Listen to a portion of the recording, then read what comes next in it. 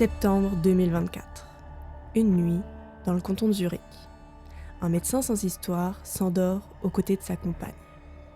Peu après 3h30, les urgences reçoivent un appel.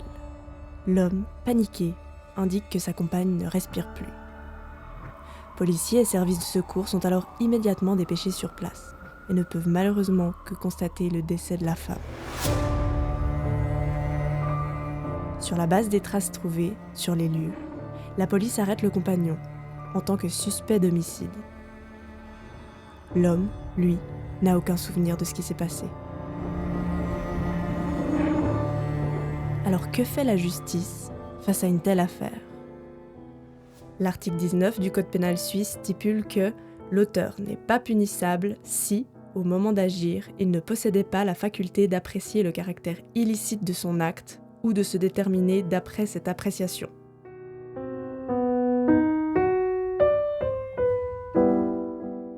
Dans notre histoire, rapportée par le Beobachter et traduite en français par le média 20 minutes, en février 2026, l'homme n'a aucune idée de ce qui s'est passé. Comment sa femme est-elle morte ? Pourquoi a-t-il été arrêté ? Que s'est-il passé ? Il s'est réveillé, a constaté le décès, fait venir les secours et se retrouve ensuite menottes au poignet, présumé coupable. Comment est-ce possible ? Est-ce qu'il ment ? A-t-il réellement tué sa femme ? Et si oui, était-il conscient de son acte ? Ou est-ce que l'article 19 du Code pénal pourrait peut-être lui éviter la casse-prison ? Vous écoutez l'Uniscope, le podcast du magazine du campus de l'Université de Lausanne.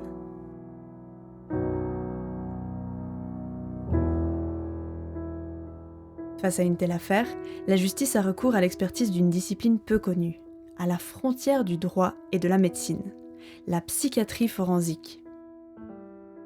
Dans cet épisode, nous allons tenter de comprendre comment est-ce que les experts déterminent si une personne est responsable ou non de son crime. C'est quand même passablement plus confortable et agréable de faire de la psychothérapie en cabinet plutôt que d'aller se confronter à des gens violents, des meurtriers, des assassins, des violeurs d'enfants, que sais-je. Lui, c'est Philippe Delacroza, psychiatre, psychothérapeute et directeur de l'Institut de psychiatrie légale au département de psychiatrie du CHUV, mais aussi professeur associé ad personam à la faculté de droit des sciences criminelles et d'administration publique de l'UNIL. Son rôle ? Éclairer la justice sur l'état mental d'un accusé. Mon métier, c'est effectivement d'être médecin psychiatre. En Suisse, on a cette particularité, quand on est psychiatre, d'avoir un double titre. On est psychiatre et psychothérapeute. On se forme dans les deux domaines. Et donc, la pratique de la psychiatrie, c'est à la fois l'usage des médicaments, mais aussi la pratique de la psychothérapie. Et puis, il existe depuis maintenant quelques années certaines sortes de sous-spécialisations. On appelle ça des formations approfondies, dont une qui est la psychiatrie et psychothérapie forensique, qui est au fond un champ d'activités très spécialisées qui traitent au fond des questions de psychiatrie qui sont en lien avec des questions de justice. Et ça comprend d'une part toutes les expertises qui sont réalisées à la demande des autorités judiciaires, tant dans le champ pénal que dans le champ civil, mais aussi des thérapies spécifiques lorsque ces thérapies sont ordonnées par des justices, en particulier la justice pénale, dans le cadre de mandats thérapeutiques imposés. Les expertises dans le champ pénal, elles sont demandées lorsque on a un doute, par exemple, sur au fond la responsabilité pénale de la personne au moment où elle commet son acte. Est-ce qu'elle présentait des troubles? Est-ce qu'il y avait quelque chose dans son fonctionnement psychique qui aurait pu avoir un impact au fond sur la commission de cet acte qui est reproché? Et l'expert psychiatre doit évaluer cette question-là de la responsabilité. Il y a deux composantes qui sont importantes à évaluer. C'est ce que la personne était en capacité de comprendre que son acte était illicite, qu'elle n'avait pas le droit de faire cet acte, etc. Et quelle était sa volonté, au fond. Est-ce qu'il y avait des processus psychopathologiques qui sont venus, au fond, interférer ou altérer cette volonté? Ça, c'est une des questions dans le champ pénal. Une autre question qui est très importante au jour d'aujourd'hui, c'est la question du risque de récidive. Est-ce que cette personne est à risque, du fait de son trouble psychique ou d'autres raisons, est-ce que cette personne est à risque de commettre de nouveaux actes à l'avenir? Et est-ce que, notamment, il y aurait des mesures judiciaires qui pourraient être ordonnées pour prévenir ce risque de récidive? C'est tout le champ de ce qu'on appelle les mesures pénales prévues par le Code pénal. La psychiatrie forensique, elle a un champ, en tout cas pour ce qui est de son apport à l'enquête ou au processus judiciaire, elle a un champ qui est très délimité. Le psychiatre ne participe pas du tout à l'établissement des faits, ne participe pas à la conduite de l'enquête, ne cherche pas à déterminer la vérité, ne cherche pas à savoir qui a fait quoi exactement à quel moment, c'est pas du tout son rôle. Ça, c'est vraiment le rôle de la police, avec effectivement des spécialisations au sein de la police, avec des aspects plus de police scientifique, enfin, c'est plus la conduite de l'enquête, mais la psychiatrie forensique ne traite pas de cette dimension-là. Le psychiatre forensique n'intervient pas uniquement dans les affaires pénales. On peut aussi faire appel à lui dans des décisions civiles, une mise sous curatelle, une évaluation de la capacité de discernement, ou encore des situations liées à l'assistance au suicide. Mais ici, nous allons nous concentrer sur le pénal, parce que c'est là que la question de la responsabilité prend toute sa force. Ces experts ne sont pas sollicités systématiquement. Leur intervention répond toujours à une interrogation précise de la justice, un doute, une zone grise. Au pénal, ce sera ce qu'on appelle la direction de la procédure qui va mandater l'expertise formellement. La direction de la procédure, quand on est avant le jugement, eh bien c'est le ou la procureure qui est en charge, au fond, de conduire l'enquête, toutes les investigations. Et c'est le procureur qui va mandater l'expertise, soit de sa propre initiative, soit à la demande de l'une ou l'autre des parties.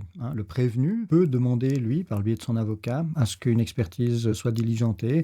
Parfois, ça peut aussi être les avocats des victimes qui peuvent demander, mais au final, c'est la direction de la procédure qui va ordonner cette expertise-là. Un viol, un meurtre, une agression incompréhensible. Face à ces actes, une question revient souvent. Qu'est-ce qui a pu pousser une personne, un humain, à commettre un tel acte ? Pour répondre à ces questions, les psychiatres mènent leurs propres investigations. Leur but ?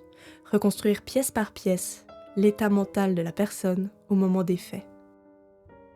Mais concrètement, comment est-ce qu'on s'y prend pour analyser la responsabilité d'une personne ? Alors la pratique que nous avons à l'Institut de psychiatrie légale, qui est hébergé au sein du département de psychiatrie du CHUV, et dont j'ai la responsabilité, la pratique que nous avons, c'est de toujours faire les expertises à deux. On ne fait jamais une expertise seule. On travaille toujours sous forme d'intervision d'une certaine manière. Donc on va avoir des entretiens avec la personne accusée. Pas tous les entretiens vont se faire à deux, mais il y aura en tout cas un des entretiens où les deux experts sont présents. Mais on va aussi se baser sur les éléments du dossier pénal. Les procès-verbaux d'audition, par exemple, des témoins, des victimes, bien entendu aussi de la personne prévenue. On va aussi se baser sur des éléments du dossier médical de la personne. Parfois, un médecin a pu être appelé par les policiers pour évaluer la personne juste après les faits. S'il y avait une suspicion de quelque chose, il y a peut-être une prise de sang qui aura été faite à la recherche d'éventuelles consommations de substances qui ont pu peut-être participer aussi à l'état de la personne. Donc on va vraiment aller à la recherche de toute une série d'indices qui nous permettent au fond d'essayer d'évaluer justement si cette personne présentait au fond des troubles psychiques, des symptômes psychopathologiques au moment où elle a commis son acte, et puis dans quelle mesure est-ce que ces symptômes psychopathologiques ont pu jouer un rôle dans le passage à l'acte. Est-ce que la personne présente, je ne sais pas, des hallucinations par exemple, ou est-ce qu'il y a des idées délirantes qu'on peut mettre en évidence, ou est-ce qu'il y a des problèmes liés à une dépression, donc il y a toutes sortes de questions qu'on va pouvoir poser pour aboutir à un diagnostic, le cas échéant. Mais on va s'intéresser plus largement à qui est cette personne, au fond, quel a été son parcours. Donc on va retracer toute l'existence, en fait, de la personne, depuis la grossesse, au fond, jusqu'à aujourd'hui, en explorant l'ensemble des différentes sphères de la vie de la personne, que ce soit sur le plan amical, sur le plan affectif, sur le plan scolaire, puis professionnel, tous les différents champs, pour aussi essayer de comprendre l'acte qui est reproché à la personne, comment est-ce qu'il s'inscrit dans la trajectoire de vie de cette personne, est-ce qu'elle a des antécédents, à la fois psychiatriques ou des antécédents judiciaires, ou est-ce que c'est une toute première fois qu'il arrive un acte comme celui-là. Donc on va prendre en compte l'ensemble de ces éléments-là. On va aussi s'intéresser évidemment au positionnement de la personne par rapport aux faits qui lui sont reprochés. Qu'est-ce qu'elle en dit aujourd'hui, elle, de toute cette procédure, comment elle se positionne. Et là, tous les cas de figure existent. Vous avez des personnes qui vont nier complètement les faits, d'autres qui vont admettre les faits qui sont reprochés, mais seulement de façon tout à fait partielle. D'autres personnes qui vont les admettre totalement. Vous avez parfois des gens qui vont s'accuser de choses qu'ils n'ont pas commises par ailleurs. Donc, tous les cas de figure existent, mais Encore une fois, le rôle du psychiatre n'est pas de déterminer la vérité par rapport à ça, mais de récolter au fond ces informations et puis aussi comment la personne se représente les choses, hein. Quelle est la représentation aussi du monde, comment la personne se voit dans le monde, se voit dans le cadre de cette procédure. Et on va s'intéresser et explorer toutes ces dimensions-là. La majorité des actes de violence ne sont pas le fait de personnes qui ont des maladies mentales, en réalité. On a une représentation qui est l'exact opposé. En réalité, on associe complètement l'idée justement de la folie, de la maladie mentale, à l'idée de la violence, alors que énormément d'études épidémiologiques qui ont été faites pour faire ce lien justement entre trouble mental et violence, qui montrent qu'en réalité, les patients psychiatriques, les gens qui présentent des pathologies psychiatriques, c'est une toute petite minorité qui peuvent être amenés à commettre des actes de violence en lien avec leur pathologie. C'est une toute petite minorité. L'immense majorité des patients psychiatriques ne commettent jamais d'actes de violence. Ils ont plutôt un risque d'être davantage victimes de violence, mais ça c'est une autre question. Mais on a cette représentation finalement d'un lien fort entre les deux, mais ce qui n'est pas du tout le cas.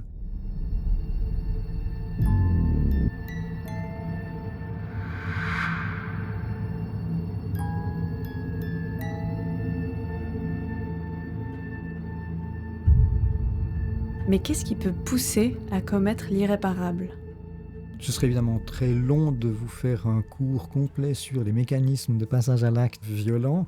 Peut-être la première chose à dire, c'est que l'être humain est capable du meilleur comme du pire. Mais en réalité, chacun d'entre nous est capable du meilleur comme du pire. Chacun d'entre nous est capable de commettre des actes de violence. C'est souvent une question de circonstances. Dans les faits, seule une toute petite minorité d'entre nous sera amenée effectivement, réellement, concrètement, dans la réalité, à commettre des actes de violence. Mais notre rapport à la violence, il est quotidien. Si ce n'était pas le cas, notamment notre rapport à la fascination par rapport à la violence, par exemple, il est quotidien, mais on va le vivre par des moyens qu'on pourrait appeler de sublimation ou différents mécanismes.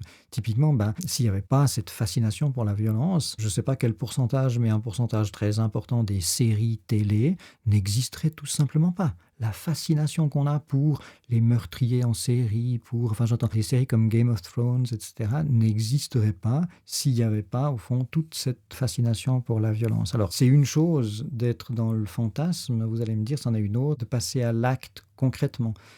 Ce qui va nous intéresser, nous, c'est qu'est-ce qui fait que, alors qu'on a tous effectivement la capacité de commettre des actes épouvantables, qu'est-ce qui fait que on a plein de freins, de mécanismes qui nous contiennent, qui nous retiennent de passer à l'acte. Qu'est-ce qui fait qu'à un moment donné, chez tel ou tel individu, l'un ou l'autre ou plusieurs de ces freins n'ont pas fonctionné. Qu'est-ce qui fait que le passage à l'acte est quand même survenu, sachant que ça pourrait nous arriver à tous. Un facteur le plus fréquent, au fond le plus banal, si j'ose dire, c'est simplement l'alcool. Lorsqu'on a consommé de l'alcool, on présente un état de désinhibition. On commence à faire des choses que d'habitude on ne fait pas, parce que la décence ou toutes sortes de choses, on a peur du ridicule. En général, ce sera plutôt des trucs assez amusants, non ? Mais pour peu qu'on soit en colère, par exemple, cette colère, elle va s'exprimer plus directement par un passage à l'acte violent, par exemple, etc. Donc, c'est la question, au fond, de quels sont les différents freins qui nous contiennent et qu'est-ce qui fait que ces freins, à un moment donné, n'ont pas fonctionné dans telle ou telle situation. Il y a, au fond, toutes les situations dans lesquelles on va être en état de vulnérabilité, d'une certaine manière.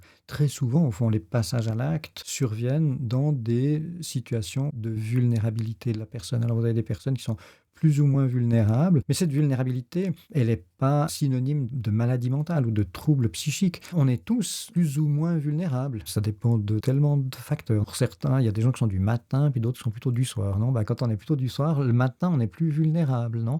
Et puis, on n'est pas au meilleur de sa forme, et puis je sais pas quoi. On aura plus facilement tendance, suivant comment, à s'énerver s'il y a quelque chose qui vient nous contrarier, etc. On va avoir moins de capacité à se contenir, à pouvoir inhiber les choses désagréables, etc. Donc, on peut trouver 1 million d'exemples de la vie de tous les jours, ne serait-ce que dans nos relations, où, en l'occurrence, la violence sera beaucoup plus une violence, au fond, psychologique ou une violence verbale. Puis après, on regrette, et puis on dit « Ah, mais c'est pas ce que je voulais dire. » Ouais, en attendant, c'est ce que tu as dit, non ? On fait tous cette expérience-là, puis les moments où on s'emporte, et puis on dit « Ça a dépassé ma pensée. » En réalité, ça n'a pas dépassé de la pensée. C'est juste que d'habitude, ces pensées, on les a plutôt contenues, et puis là, tout à coup, quelque chose a fait qu'on n'a pas réussi à les contenir. Alors, toute la question, effectivement, c'est est-ce que c'est un débordement verbal ? Est-ce que ça devient un débordement comportemental ? C'est toute la question du continuum, justement, entre la vie de tous les jours, le normal, et puis le pathologique.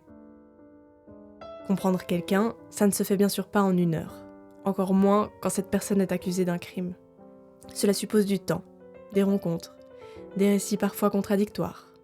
Une immersion progressive dans une histoire de vie. En moyenne, on a 3 à 4 entretiens avec la personne, 3 à 4 entretiens d'1 heure à 2 heures à chaque fois. Parfois, ça nécessite d'avoir plus d'entretiens, mais habituellement, on est plutôt à 3 ou 4, quelque chose comme ça. Je pense que notamment faire une expertise pénale sur la base d'un seul entretien, c'est certainement pas suffisant. Rencontrer une personne à plusieurs reprises, ça permet aussi de le voir à différents moments. Et puis on a tous nos bons jours et nos moins bons jours, etc. Et notamment pour pouvoir récolter suffisamment de renseignements à la fois sur l'existence de la personne, pour faire cette évaluation de la psychopathologie, toute cette investigation. Ça prend du temps de pouvoir faire ça, donc on le fait de cette manière-là. Mais à la fin de ce processus, il faut trancher. Mettre des mots sur ce que l'on a compris, interprété, décelé. Mais alors comment passe-t-on de ces heures d'entretien à un avis structuré, capable d'influencer une décision de justice ? Une fois qu'on a fait tout ce travail d'investigation, etc., il faut en rendre compte. Puis la manière d'en rendre compte, c'est au travers d'un rapport d'expertise. C'est un texte qu'on va écrire qui fait des dizaines de pages et il s'agit de pouvoir être en capacité de structurer tout le raisonnement qui nous a permis ou qui permet de comprendre comment on en arrive à dire ce qu'on dit. Et ce travail-là, c'est un travail qui est très difficile, qui est très exigeant sur le plan intellectuel finalement, où il faut parfois pondérer chaque mot, sachant que chacun de ces mots peut être repris à un moment ou à un autre. Et puis quand ensuite il faut aller défendre son rapport d'expertise en audience, les choses peuvent être parfois un peu difficiles. C'est un autre aspect de la difficulté du métier qui peut parfois paraître assez redoutable à certains jeunes collègues, c'est aller, si vous me passez l'expression, se faire astiquer au tribunal, puisque forcément que chaque partie a des intérêts divergents. Donc une expertise peut convenir à une partie, pas convenir à l'autre partie, et du coup, ce sera le jeu de est-ce que l'une ou l'autre des parties va arriver à discréditer ou disqualifier cette expertise-là, etc. Donc les moments en audience peuvent effectivement être parfois assez difficiles et où l'expert est un peu comme écartelé entre des besoins contradictoires finalement. Dans un domaine aussi complexe, où l'on parle d'humain, de psyché, de comportement, peut-on vraiment tout objectiver ? Ou y a-t-il toujours une part d'interprétation, d'intuition ? Alors l'intuition, on évite. J'ai coutume de dire qu'en fait l'intuition n'existe pas en tant que telle, mais correspond plutôt à quelque chose de l'ordre en fait d'observation non conscientisée. C'est-à-dire, je pense qu'on a en réalité, quand on a une intuition de quelque chose, je le sens comme ça. En général, c'est qu'on a observé quelque chose, mais on n'a pas pris conscience du fait qu'on avait observé cette chose-là, non ? Quand on regarde, on fixe notre regard sur une chose, mais en fait notre champ de vision il est beaucoup plus large, mais on ne fait pas attention à tout ce qui nous entoure, mais on l'a vu en même temps. Et parfois, on capte des choses, mais on n'a pas pris conscience qu'on les avait captées, mais elles sont quand même quelque part là. Et tout le travail consiste à essayer, en fait, précisément de conscientiser ces éléments d'observation. C'est-à-dire que chaque fois qu'on a l'impression qu'il s'agit d'une intuition, il s'agit de déconstruire cette chose-là et de retrouver qu'est-ce qui nous a amené à avoir cette idée ou cette pensée ou cette impression-là. C'est aussi dans ce sens-là que le travail à deux est extrêmement utile. C'est-à-dire qu'on va à chaque fois poser cette question-là. Mais au fond, tu te bases sur quoi pour dire ça ? Parce que après, c'est effectivement des questions qui vont nous être posées. Et puis, évidemment que les juges peuvent demander aussi des expertises dans toutes sortes d'autres domaines. On peut s'imaginer qu'il y a des domaines dans lesquels les aspects techniques sont assez évidents, non ? Des aspects balistiques, par exemple. Une trajectoire d'une balle suit des règles physiques, etc. La psychiatrie paraît assez vite moins rigoureuse, ou en tout cas avec des méthodologies peut-être moins claires. Donc il est d'autant plus important de pouvoir être en capacité de rendre compte d'une méthodologie. Une des phrases classiques que certains avocats posent à l'expert en audience, histoire de le mettre un peu mal à l'aise, c'est mais au fond, docteur, la psychiatrie, c'est une science ou c'est un art ? Sous-entendu, évidemment, un art, c'est un peu tout et n'importe quoi. Donc si on vient avec des notions de type « j'ai eu l'intuition que », ça alimente plutôt une impression effectivement d'un manque de méthodologie. Or, ce qui est extrêmement important dans le cadre des expertises, c'est de pouvoir rendre compte précisément de la méthodologie avec laquelle on fait nos investigations. Car au bout du compte, ce travail ne reste pas théorique. Il atterrit sur le bureau d'un juge. Mais alors au fond, au milieu de toute la procédure judiciaire, quel sera le poids concret de l'expertise psychiatrique ? Dans les faits, un juge, le tribunal, n'est jamais lié par les conclusions de l'expertise. Le juge peut toujours s'écarter, au fond, de l'expertise, mais dans les faits, C'est pas si facile pour le juge de s'écarter parce que finalement, si un expert a été mandaté, c'est précisément parce qu'il a des compétences dans un domaine particulier que les autorités judiciaires n'ont pas. Et donc, pour critiquer finalement ou s'écarter, il faut avoir des bons arguments, ce qui est pas forcément si facile. Alors si l'expertise pose des problèmes internes, par exemple, il y a des incohérences ou certains éléments de fait n'ont pas été pris en compte suffisamment, etc., eh bien là, ça peut être plus facile de s'en écarter. Mais dans les faits, c'est pas toujours simple de s'en écarter, mais formellement, il y a toujours la possibilité. Il faut pour cela que le juge puisse vraiment documenter et rendre compte des raisons pour lesquelles il s'écarte de l'expertise. Derrière chaque rapport, il y a une conséquence possible, une peine, une mesure thérapeutique ou parfois une absence de sanction. Face à de tels enjeux, une question devient inévitable. Et si l'expert se trompe ?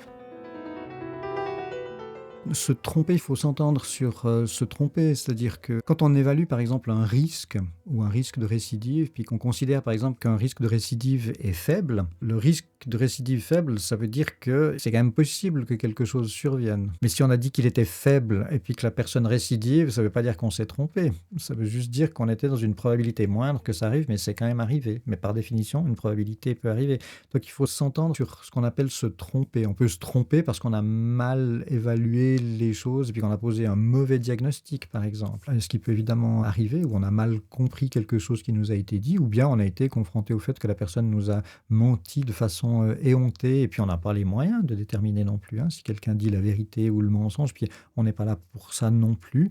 Donc, il faut pouvoir s'entendre sur ce qu'on appelle se tromper, mais que certaines investigations qu'on ait pu faire se soient avérées par la suite discutables ou comme ça me paraît assez naturel, parce qu'au fond, dans le champ de la médecine, il n'y a jamais de 100% de garantie des investigations. Encore une fois, je crois que ce qui est important, c'est comment on peut rendre compte de ce qu'on dit. Puis je pense qu'il y a un certain nombre de situations dans lesquelles on peut être plus ou moins affirmatif. C'est-à-dire, plus on a un certain nombre d'informations et de qualité, meilleure sera au fond la confiance avec laquelle on peut affirmer un certain nombre de choses.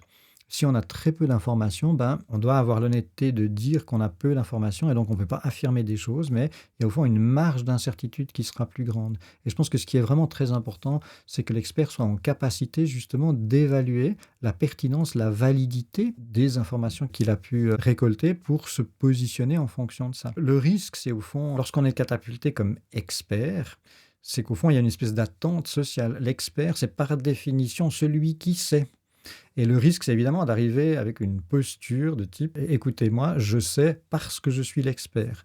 Ça, c'est évidemment extrêmement problématique et c'est en réalité pas ça qui est attendu de la justice.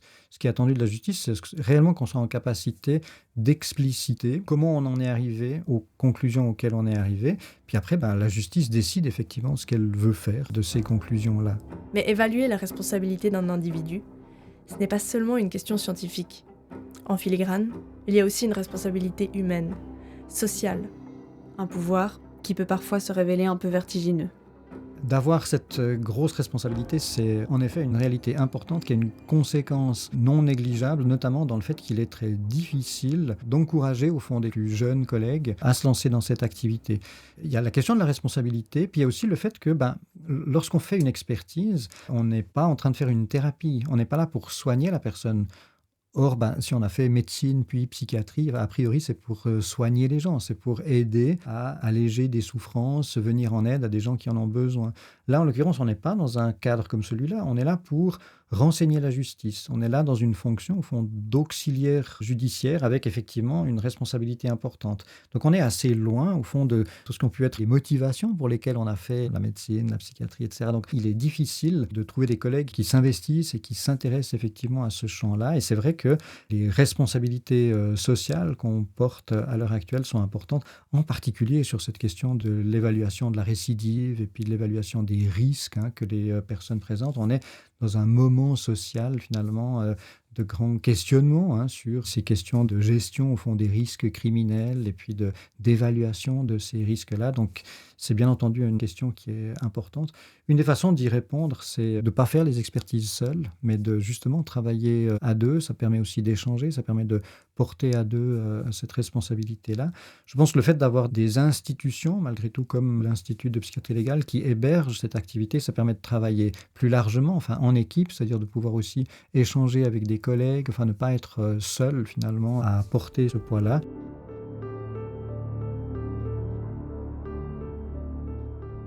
Au-delà des rapports et des tribunaux, il y a aussi ce que les psychiatres forensiques voient, entendent, absorbent au quotidien, une plongée au cœur de ce que la psyché humaine a de plus sombre et de plus noir à offrir.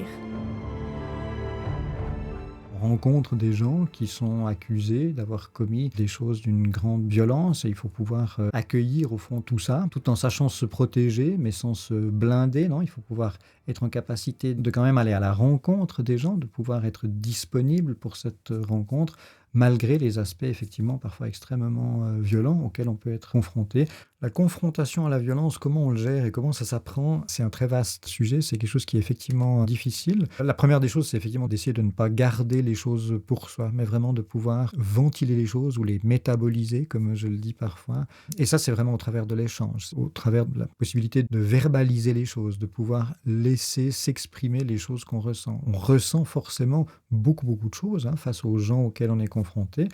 Ça peut être autant des choses négatives, du dégoût, de l'horreur, etc. Mais parfois, c'est aussi des choses d'un autre registre, de la compassion, de la fascination même parfois, de la pitié. Enfin, il peut y avoir toutes sortes de choses. Donc, il y a déjà le fait de pouvoir apprendre à reconnaître ça, s'autoriser à pouvoir éprouver des choses indépendamment des questions morales qui peuvent nous habiter, mais pouvoir accepter de reconnaître ce qui se passe en nous sur le plan émotionnel et puis faire en sorte que ces choses-là aussi n'altèrent pas notre jugement, mais permettre à ces choses d'exister, d'être métabolisées et puis se protéger de ça. Je pense que des manières de se protéger de ça, c'est aussi d'avoir plein de choses positives et chouettes en dehors du travail, dans sa vie. Je pense que c'est quelque chose qui est jamais acquis en tant que tel. C'est quelque chose par rapport à quoi on doit rester vigilant en permanence. Et puis il y a aussi un effet d'accumulation malgré tout. On parle parfois de traumatisme vicariant ou de traumatisation secondaire pour parler de ces aspects-là. C'est lorsqu'on est confronté à la violence, le risque, c'est effectivement le traumatisme psychique. Le traumatisme, c'est quand on est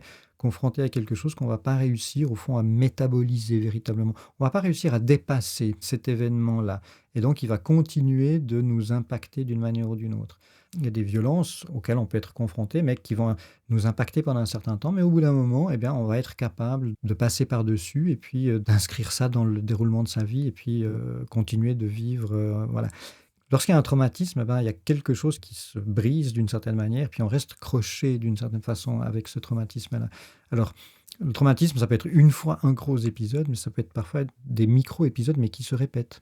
On est plutôt à risque de cela, c'est-à-dire d'être confronté à, au fond, des micro-épisodes de traumatisation qui se répètent avec un effet, au fond, d'usure. Alors ça, c'est ce qu'on observe aussi chez, non pour le coup, pas les jeunes collègues qu'on peine à attirer, mais chez des collègues plus expérimentés qui se fatiguent véritablement de cette activité en lien avec le poids que représente cette confrontation à la violence et qui, au bout d'un moment, en ont marre et font autre chose. Une manière de présenter ça, c'est de se poser la question de comment rester vivant psychiquement, parce qu'au fond, il y a quelque chose d'un peu mortifère, si on peut le dire comme ça, à cette activité-là. Alors là aussi, je pense que la conscientisation de ces aspects-là, le fait d'être vigilant, d'être attentif, le fait de prendre soin les uns des autres autour de ces questions-là, de vraiment leur donner la part qu'elles méritent au fond dans notre activité, je pense que c'est un aspect qui est très important. C'est pas toujours si simple, dans un monde qui est toujours plus poussé vers la performance, la rentabilité, la productivité. Ces choses-là nécessitent aussi de pouvoir y consacrer du temps, prendre soin de soi au sens large. C'est quelque chose qui est assez incompatible avec les exigences de productivité actuelles. Et ça, c'est des choses qui ne sont pas toujours si simples à faire comprendre finalement dans le monde dans lequel on est. Mais pour moi, il y a des enjeux très importants là autour.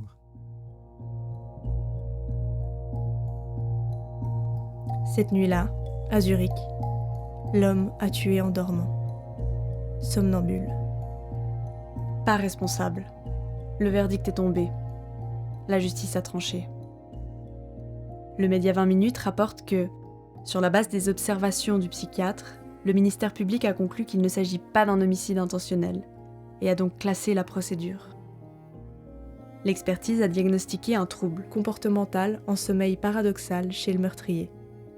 L'homme aurait ainsi étranglé sa partenaire en ayant perdu le sens de la réalité, sans conscience de l'illégalité de son acte et sans capacité de se maîtriser. L'homme s'en tire alors avec pour seule peine le retrait de son autorisation d'exercer la médecine et l'obligation de payer les frais de procédure. Responsable ou pas responsable?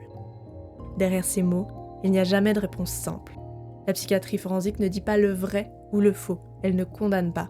Elle éclaire, elle nuance.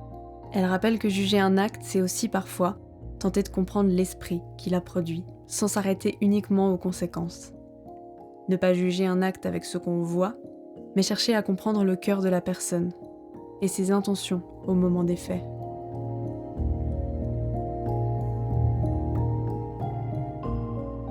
Vous venez d'écouter un épisode de l'Uniscope, le podcast du magazine du campus de l'Université de Lausanne. Merci à Philippe Delacroza, psychiatre forensique et enseignant à l'Université de Lausanne, de nous avoir éclairés sur les rouages complexes de la responsabilité pénale et sur les défis de la psychiatrie forensique.